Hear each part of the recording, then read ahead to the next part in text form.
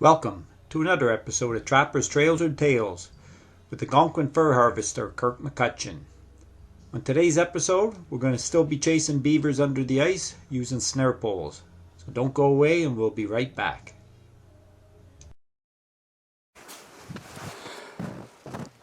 Okay guys, so we've arrived at the first house. We're going to be checking these beaver snares. And to my surprise, I don't know how well you can see it, this bait pole right here, I just had an otter sticking out his head out of the hole. So I don't know if I caught one in the snare and he's just sitting there, or if he just so happened to pop out. And this should be entertaining if he's in that snare and he's alive. Alright, get it cut out and we'll go check him out.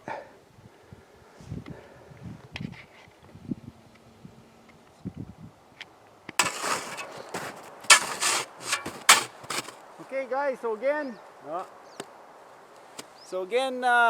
this is something I don't like to see. I see the otter sitting there. He's just in a little slow.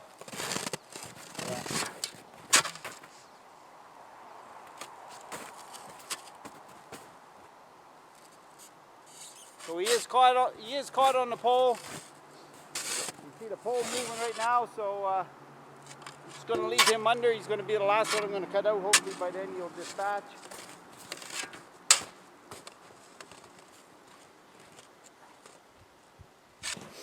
Okay guys, so I went ahead and dispatched that otter. I'm just letting him sit there for a while until I'm ready to haul him out. So when you're trapping beaver or snaring beaver under the ice, this is what you like to see. You like to see the pole on an angle. It either says that it made a catch, or the beavers were there farting around with it, trying to chew it off and get it under the house to take it up to their lodge. So I'll give you a close-up. You can see I haven't touched the hole yet, the pole. And I know before I had, on one video, I had a couple of guys talking about you couldn't get over how fast my chisel went through the ice.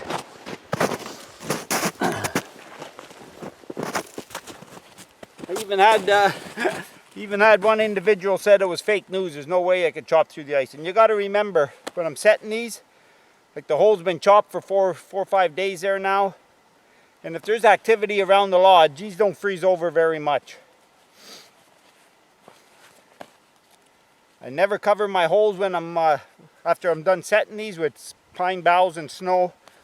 I like to leave the hole exposed, so when it starts to freeze, there's always sunlight shining down in there. And that's what one individual told me that why I snare. It's not surprised I snare otter in them, because obviously the light attracts the minnows, the tadpoles, which in fact then attracts the otter.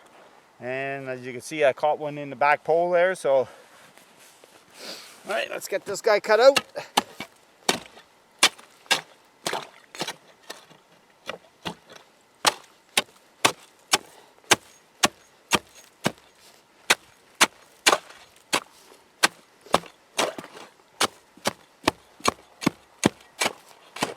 I don't like to go crazy on it too much, because I don't know if the beaver's sitting right under the ice or.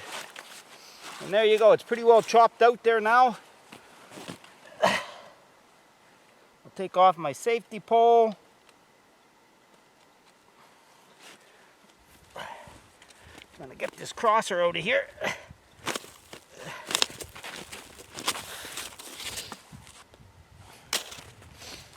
Just to show you my chisel I use, you can see there's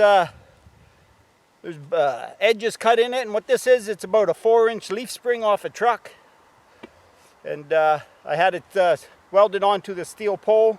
But then what I did is I notched the blade, and these are, I wouldn't say they're razor sharp, but they're sharp enough, and it doesn't take long to go through the ice.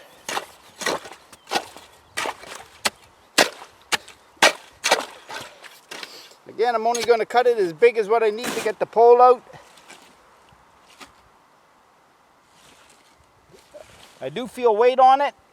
So I'm gonna go get my chisel or my my sifter and my gauntlets, and yeah, we'll get them out.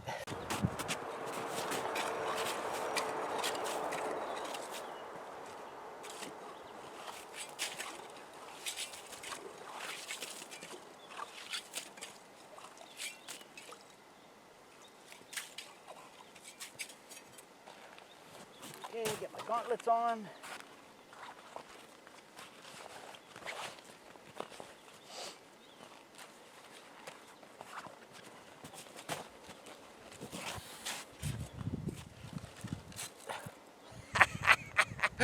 Wait till you see this, guys. This is a first for me. Wow! This house has been producing like crazy. So, as you can see right here, I don't know how well you can see it, I caught a mink. A mink in a beaver snare. And you can see farther down I got a little beaver. Wow! That's the first time I've ever had that happen to me. You believe that? And again, I think that's the reason why I caught him, is because I left the hole uncovered and there was daylight there, and there could have been, like I say, tadpoles, minnows there, and he went after them and yeah, ended up getting caught. That's pretty cool.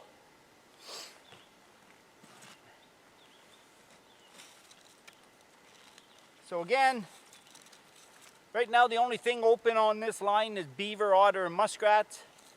As you can, mink closed, I think it was about a week ago, I guess. So what I'm going to have to do is I'm going to have to phone this guy in and yeah, get a permit to hold on to him, and which isn't a big deal. Wow. Okay, I'm going to right around the neck too. What I'll do is I'll take the camera off the tripod. I'll get you all to come over and have a look at him. It's a first for me. Okay, so I'll give you a close-up again. Relatively small beaver, but to my surprise, here you go. A mink right around the head and a beaver snare. That's pretty cool. So again, this is the first pull, mink and a beaver. And again, over here, you know, I caught that otter. I just dispatched it, so once I pull that out, I'll give you a better look at him. Okay guys, so we're all done at this house. Again, I'll show you the final catch. A mink, beaver, and an otter. And I've only put in 4 bait poles here. In the next check, I'm going to be pulling this house, so decided just to put 4 in this time. Again, it was relatively slow, even though I caught a mink, an otter, and a beaver at them. But so what I'm going to do, we're going to pack up here. We're going to head to another house, and maybe, hopefully, we made a harvest there.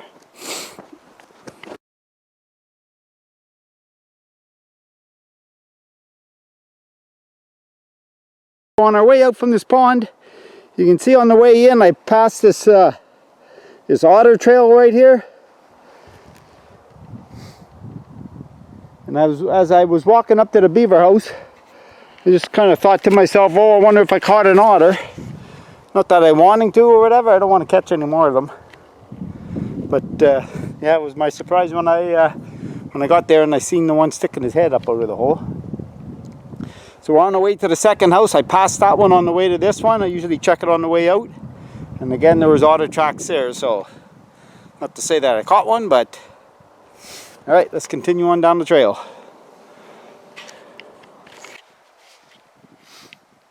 Okay guys, so we've arrived at the second house. And like I was saying earlier, you can see the otters were here. Came up here, they farted around. I don't know if it was 1 or 2. You can see where one took off that way. One took off that way, and then again, one took off this way. So at least he's above the ice and not below it. And like I say, I don't want to catch any more otters this year. So alright, that's a nice sign right here with the leaning pole. We're going to get him cut out and see if we made a catch or not. Okay guys, so I'm going to cut this one out first. Just got to get my shovel, my gauntlets.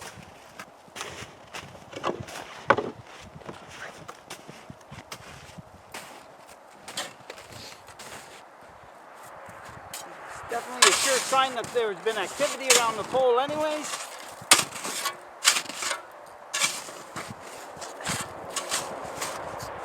Lots of slush here.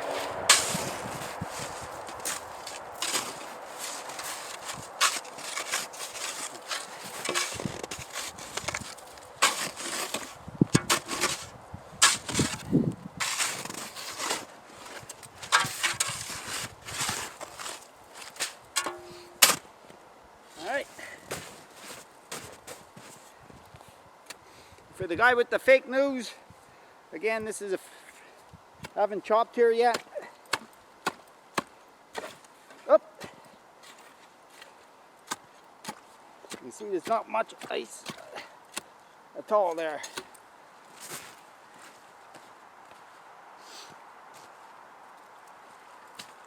Oh, nothing. Wow.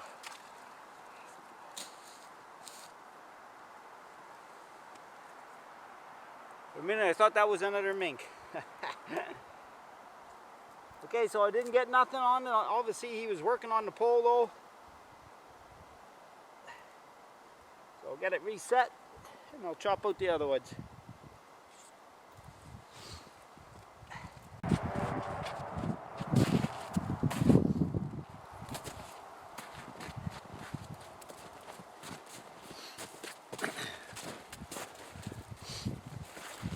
Okay, so I'm on my third pole. The first two were chewed. Obviously I'd missed them. But this one feels like there's weight in it, so obviously I've made a catch here. Just hope it's not an otter.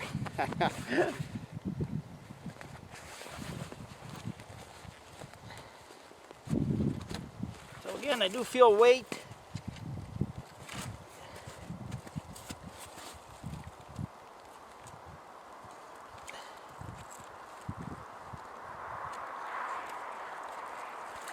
Right. Nope. As you can see, the pole's been chewed, and there we go, another nice beaver. Perfect. So I'm going to get this guy cut out, and I'm going to get this pole reset.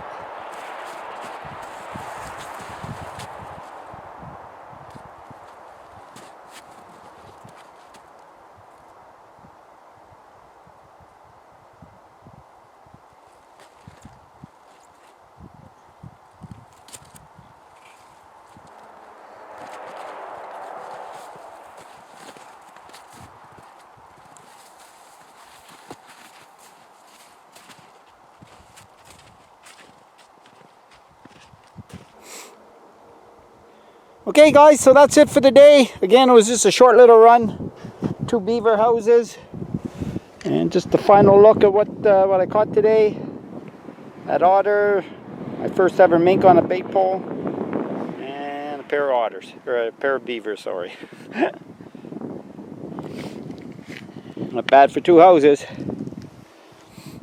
Okay guys, so hope you enjoyed this little adventure, and I hope you'll join me on the next one of Trappers, Trails, and Tales. Later guys.